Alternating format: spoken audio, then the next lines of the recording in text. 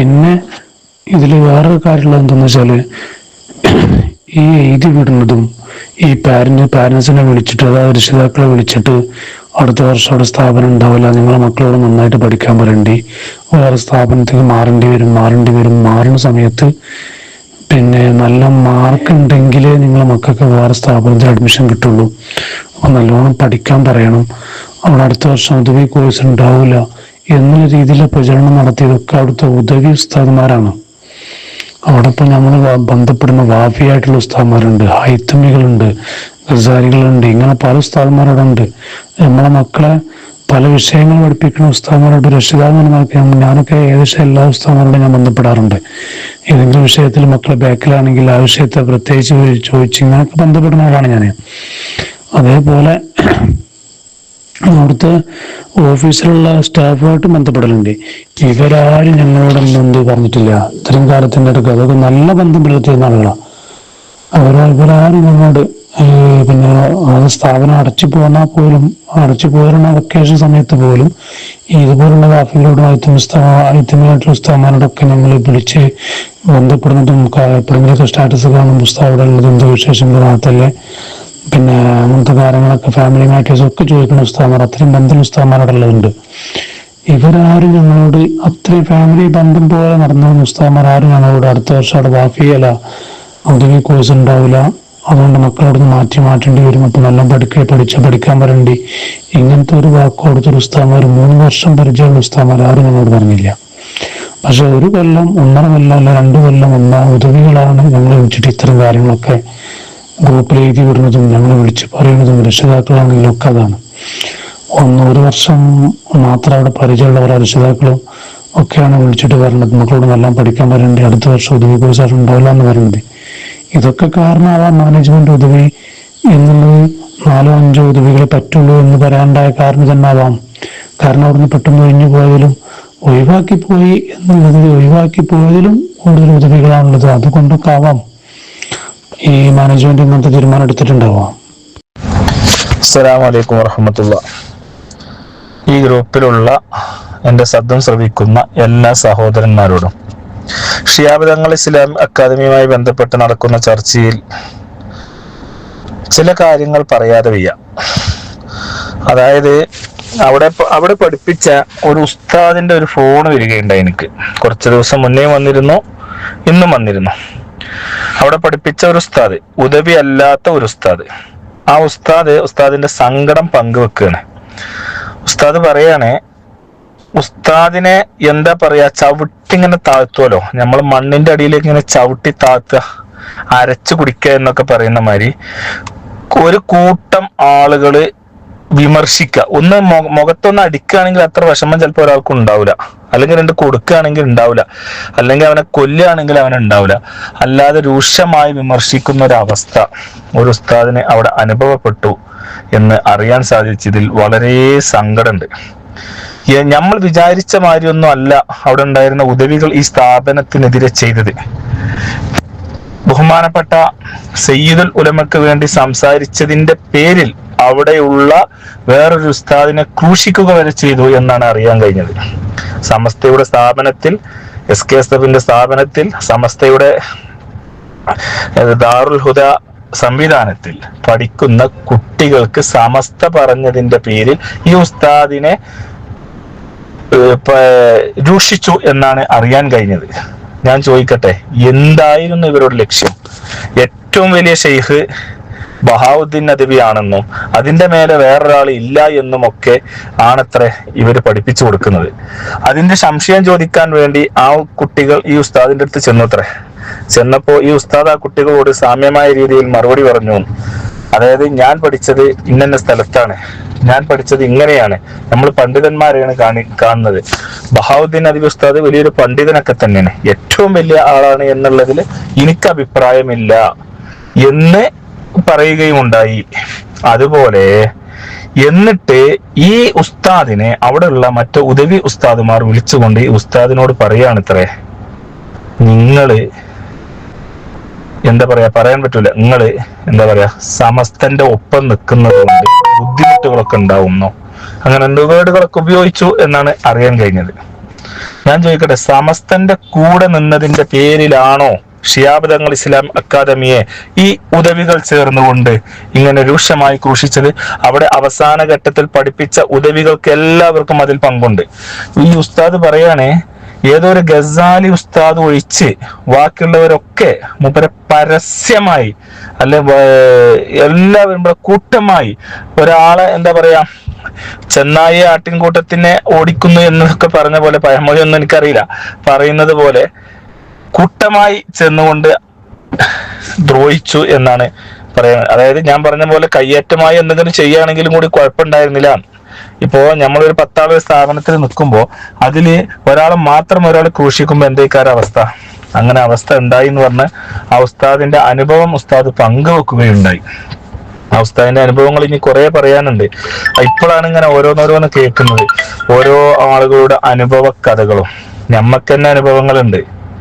നമ്മൾ സമസ്തയുടെ കൂടെ നിന്നതിന്റെ പേരിൽ, സമസ്തയോടൊപ്പം നിന്നതിന്റെ പേരിൽ, സമസ്തയുടെ സ്ഥാപനം എന്നുള്ളതിന്റെ പേരിൽ, സമസ്തയുടെ സ്റ്റാറ്റസും മറ്റുള്ള കാര്യങ്ങളും വെച്ചതിന്റെ പേരിൽ എൻ്റെ കുട്ടിയുടെ മാർക്ക് പോലും അവർ കമ്മിയാക്കിയിട്ടുണ്ട്.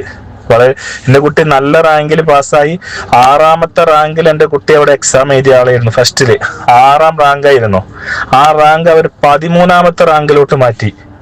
നല്ലോണം അവൻ എഴുതിയെന്നാ പറഞ്ഞത്. അവൻ എഴുതിയതിന്റെ വിഷമം ഞാൻ പറയുകയാണെങ്കിൽ, എൻ്റെ കുട്ടിയെ ഞാൻ കൊണ്ടുവന്നിരുന്നത് അവിടെയുള്ള ഉസ്താദുമാർക്കൊക്കെ അറിയാം. ഒരു ദിവസം 2000 രൂപ ചെലവാക്കിയിട്ടാണ് ഞാൻ എൻ്റെ കുട്ടിയെ എക്സാം എഴുതിപ്പിച്ചത്. അവിടെയുള്ള ഉസ്താദുമാർക്കും പ്രിൻസിപ്പൽക്കും 2000 രൂപ ഒരു ദിവസം ഞാൻ ചെലവാക്കി. എന്തിന്?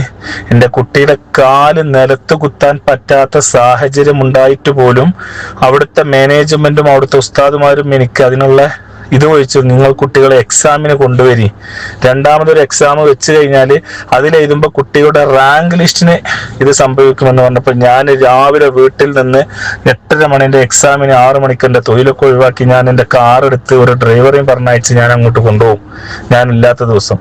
എന്നിട്ട് അതിലോട്ട് 1000 റുപ്യേൻ്റെ എണ്ണ അടിച്ച്, പൈസ പോയതല്ല, ഇങ്ങനെയൊക്കെ എഴുതി എല്ലാ വിഷയവും കറക്റ്റായിട്ട് എഴുതി അത് കഴിഞ്ഞ് എടുത്തിട്ടാണ് ക്ലാസ്സിലോട്ട് കൊണ്ടുപോയി വിട്ടേക്കല്. അത് കഴിഞ്ഞ് എടുത്തിട്ടാണ് ക്ലാസ്സിൽ നിന്ന് പുറത്തു കൊണ്ടുവന്നത്. ഇതൊക്കെ ഇങ്ങനെയൊക്കെ കഷ്ടപ്പെട്ട് എഴുതിയിട്ട് പോലും നല്ലോണം പഠിച്ചൊരു കുട്ടിയുടെ മാർക്ക് ഇവര് നമ്മൾ സമസ്തയുടെ കൂടെ നിന്നതിന്റെ പേരിൽ ഇങ്ങനെ ക്രൂശിച്ചിട്ടുണ്ടെങ്കിൽ, ഇതുപോലെ എത്ര കുട്ടികളെ ഇവര് സമസ്തയോട് കൂടെ നിന്നവരെ ഇതാക്കിയിട്ടുണ്ട്. അല്ലാത്തവർക്ക് അവർ മാർക്കും കൂടുതൽ ഇട്ട് കൊടുത്തിട്ടുണ്ട് ഇല്ലേ? എന്നിട്ട് അവര് നമ്മളെ കുട്ടികളൊന്നും വിളിച്ചില്ല. നമ്മളെ കുട്ടികളൊന്നും വിളിച്ചില്ല. വേറെ അവർക്ക് വേണ്ടപ്പെട്ട കുട്ടികളെയും വേണ്ടപ്പെട്ട രക്ഷിതാക്കളെയൊക്കെ വിളിച്ച് അവർക്ക് വേണ്ടപ്പെട്ട ഓരോ സ്ഥാപനത്തിൽ അവര് അവസരം ഉണ്ടാക്കി കൊടുത്തു. നമ്മളൊക്കെ കുട്ടികളെ ഏതോ സ്ഥാപനത്തിലോട്ട് നിങ്ങൾ വേണമെങ്കിൽ പോയിക്കോളൂ, ഇല്ലെങ്കിൽ പോകണ്ട എന്ന രീതിയിൽ സംസാരിച്ചു. എന്നിട്ട് അവിടെ സംഭവിച്ചതറിയോ? ബുക്കിന്റെ പൈസ അവര് വാങ്ങി. ഞാൻ ചോദിക്കട്ടെ, ആ സ്ഥാപനം ഒഴിവാക്കണമെന്ന ആ മാനേജ്മെന്റിന് ആവശ്യമുണ്ടെങ്കിൽ അവർ ഈ ബുക്കുകൾ, കുട്ടികളുടെ ബുക്കിന് പൈസകളൊക്കെ വാങ്ങുമോ?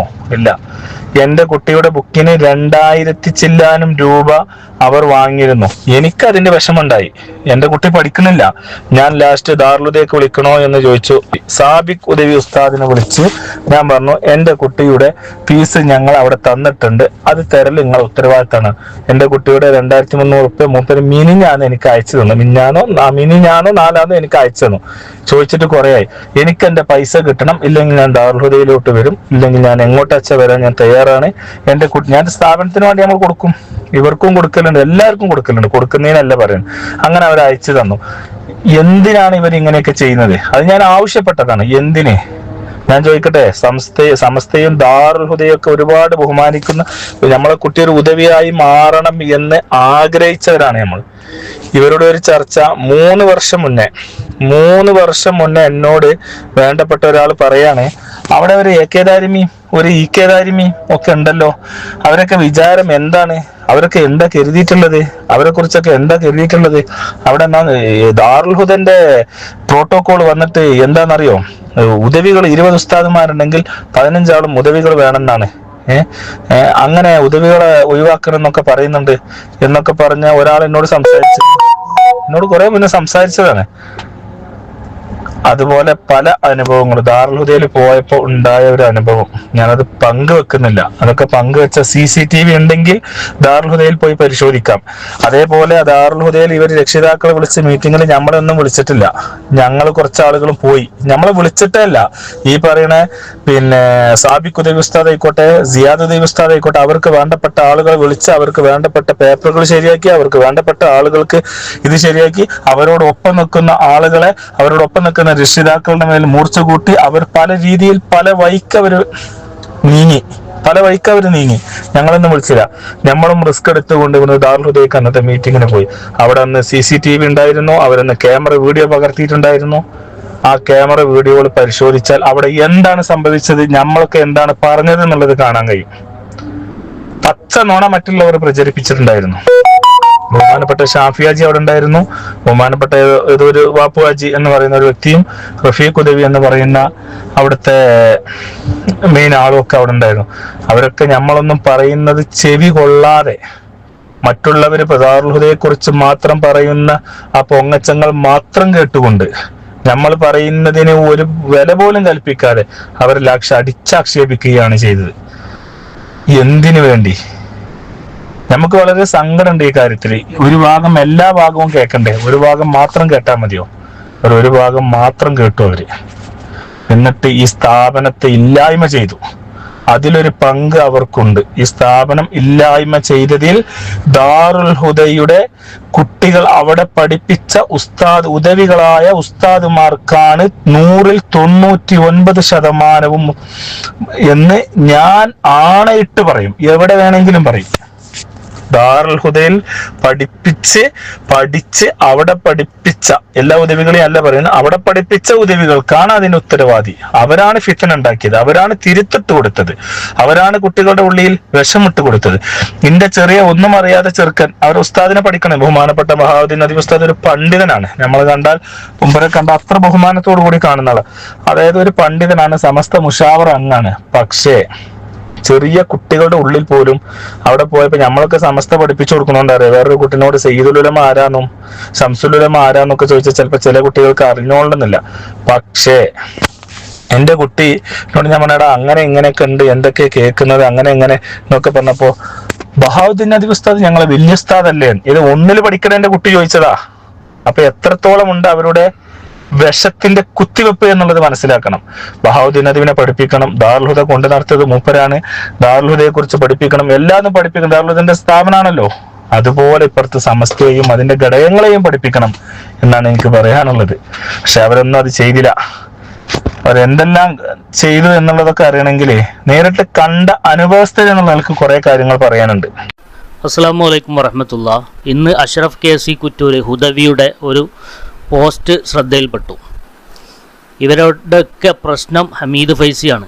കള്ളന്മാർക്ക് പോലീസുകാരെയാണ് പേടി എന്നത് പറഞ്ഞ പോലെ എല്ലാ കള്ളന്മാർക്കും എല്ലാ കള്ളന്മാരുടെയും ഈ മതരംഗത്തെ എല്ലാ കള്ളന്മാരുടെയും പേടി സ്വപ്നം ഹമീദ് ഫൈസിയാണ്.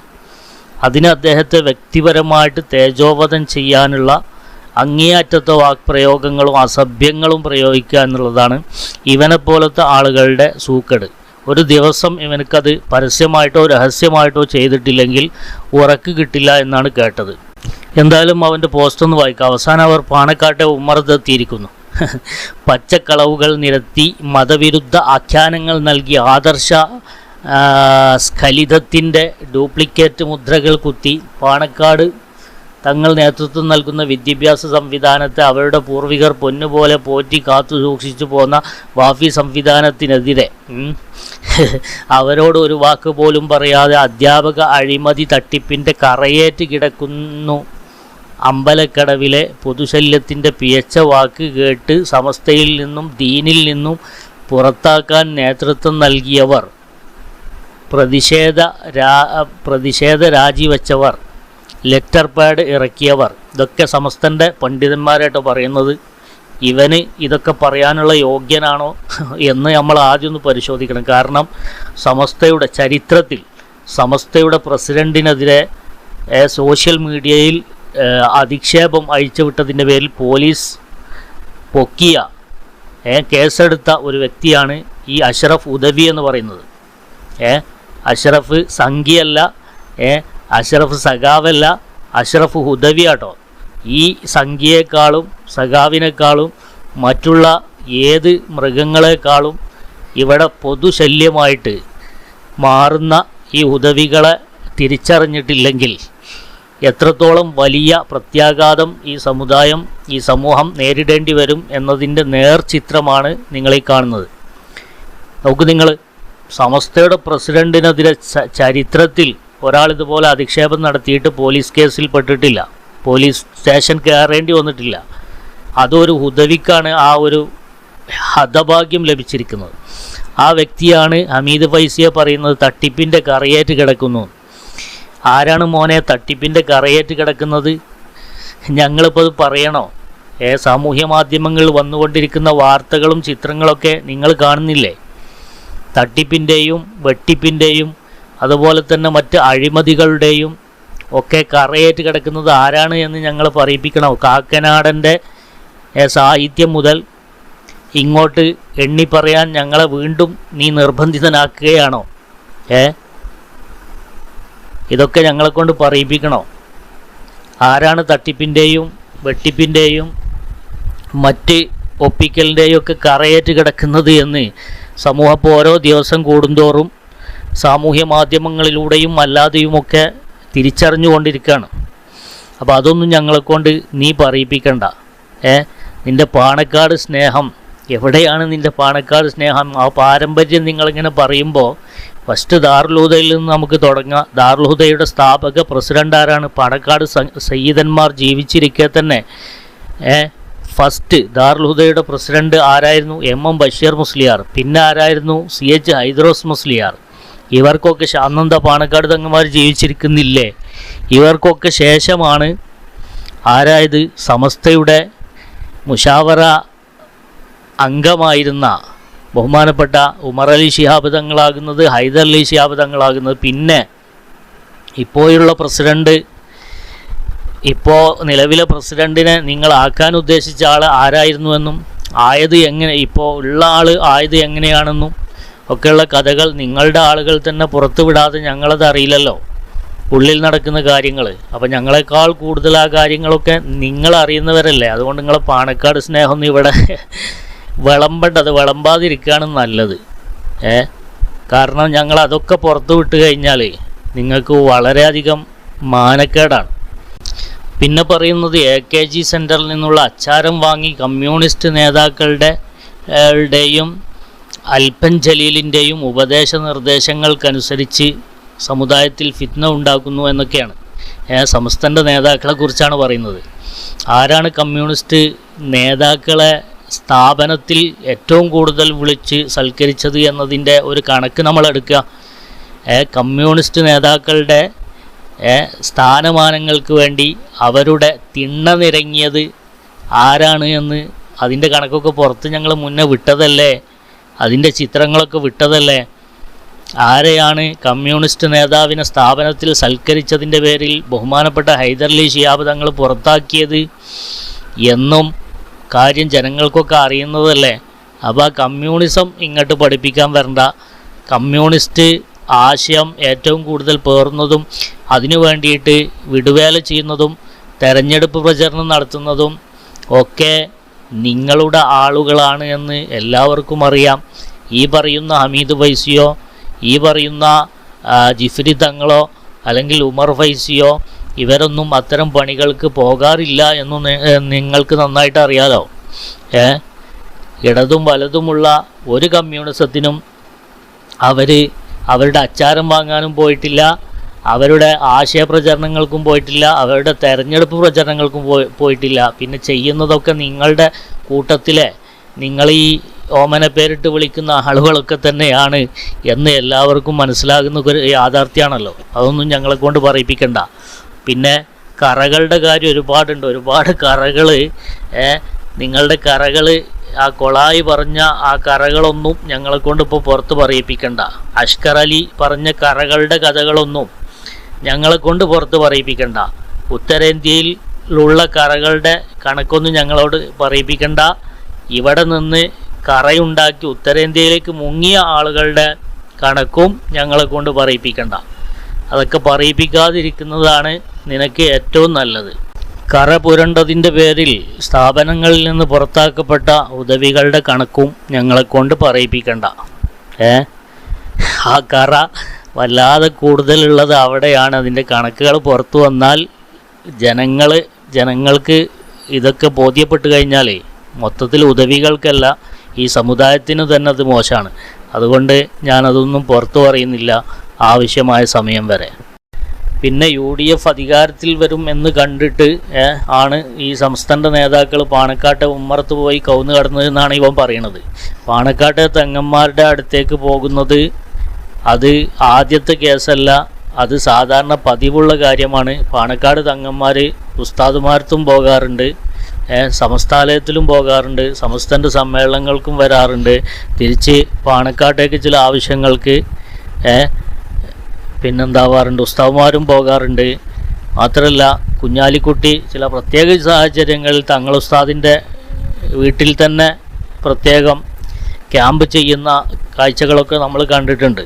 അപ്പോൾ അതിൻ്റെ കണക്കൊന്നും പറയണ്ട, അവിടെ ഒന്നും ഏറ്റ വ്യത്യാസം പറയേണ്ട ആവശ്യമില്ല. അപ്പോൾ സമസ്ത തീരുമാനിച്ച ഒരു സമിതി, ആ സമിതി തങ്ങളെ കാണാൻ വേണ്ടി പാണക്കാട് പോയപ്പോൾ അവിടെ എന്താണ് സംഭവിച്ചത്? ചെമ്മാട് ഭാഗത്തുനിന്ന് വരാമെന്നേറ്റ വണ്ടി അവിടെ എത്തിയില്ല. ആരെ വണ്ടി? നിൻ്റെ ഒക്കെ ഉസ്താദിൻ്റെ വണ്ടി. സമസ്ത ചുമതലപ്പെടുത്തിയ 7 അംഗ സമിതി, ആ സമിതിയിലെ എല്ലാവരോടും പാണക്കാട്ടേക്ക് വരാൻ പറഞ്ഞിട്ട് ബഹുമാനപ്പെട്ട ബഹാവുദ്ദീൻ ഉസ്താദ് അന്ന് അവിടേക്ക് വരാതിരുന്നത് ആരുടെയൊക്കെ പിൻവിളി കൊണ്ടാണ് എന്നുള്ളത് ഞങ്ങൾക്ക് അറിയാം. ഞങ്ങളെക്കാൾ കൂടുതൽ നിങ്ങൾക്കും അറിയാം. പാണക്കാട്ടേക്ക് ഇങ്ങനെ അവസാനമായിട്ട് ഒരു അപേക്ഷ കൂടി അദ്ദേഹത്തിന് കൊടുക്കാമെന്നും അവസാന തവണ സമസ്ത കഴിഞ്ഞ മുഷാവറയിൽ ക്ലിയർ കട്ടായ ഒരു തീരുമാനത്തിന് മുതിർന്നപ്പോൾ ഉമർ ഫൈസിയാണ് അത് തടഞ്ഞത് എന്ന കാര്യം നിങ്ങൾക്കറിയില്ലേ?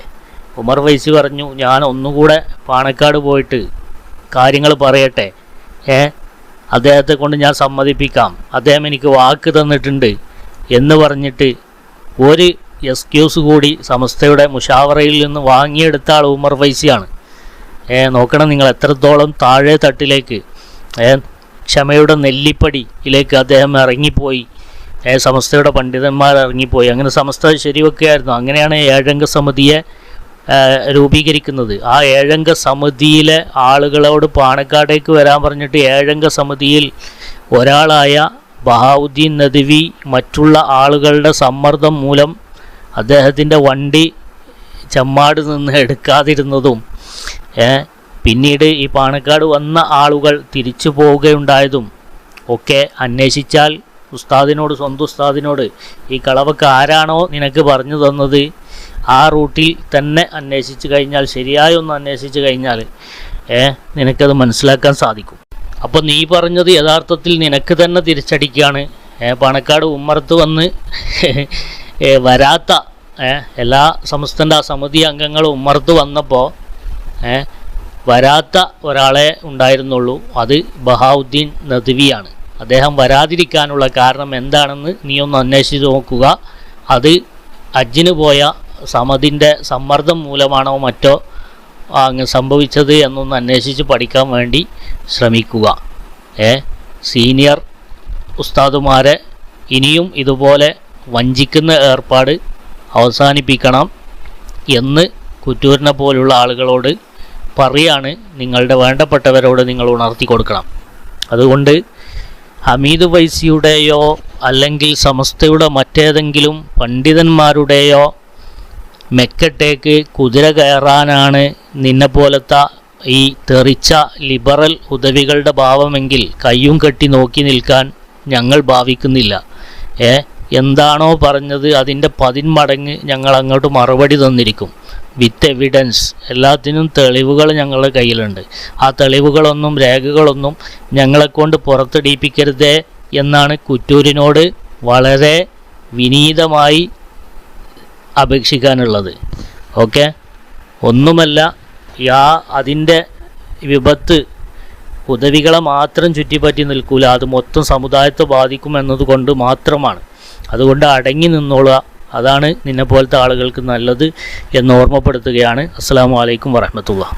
ഇത്തരം വാർത്തകളും വിശേഷങ്ങളും അറിയാൻ ഞങ്ങളുടെ ചാനൽ ഉടൻ തന്നെ സബ്സ്ക്രൈബ് ചെയ്യുക, ലൈക്ക് ചെയ്യുക, ഷെയർ ചെയ്യുക. ജനങ്ങളിലേക്ക് എത്തിക്കണമെന്ന് നിങ്ങൾ ആഗ്രഹിക്കുന്ന വാർത്തകളും വിശേഷങ്ങളും പ്രമുഖരുടെ പ്രഭാഷണങ്ങളും ഞങ്ങളുടെ വാട്സപ്പ് നമ്പറിലേക്ക് അയച്ചു തരിക. നന്മ വളരട്ടെ, തിന്മക്കെതിരെ നമുക്ക് ഒരുമിച്ച് നിൽക്കാം.